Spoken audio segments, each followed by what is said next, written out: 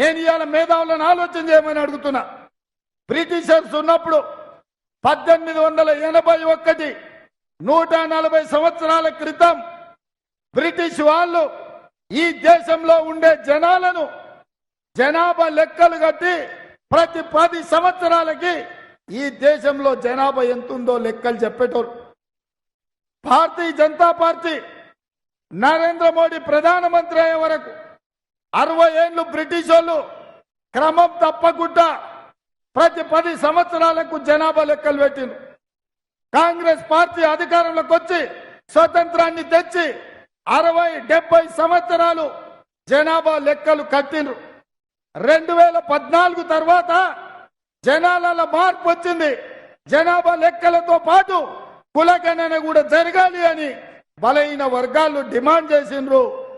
ఆ డిమాండ్ను కాంగ్రెస్ పార్టీ ఒప్పుకున్నది.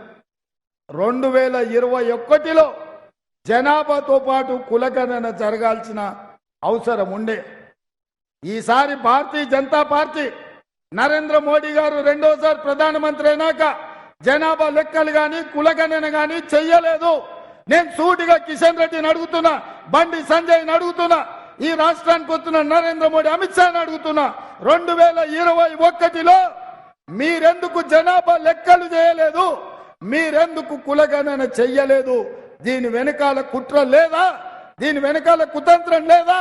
దీని వెనకాల రిజర్వేషన్లు రద్దు చేయాలన్న దుర్మార్గమైన మీ ఆలోచన లేదా?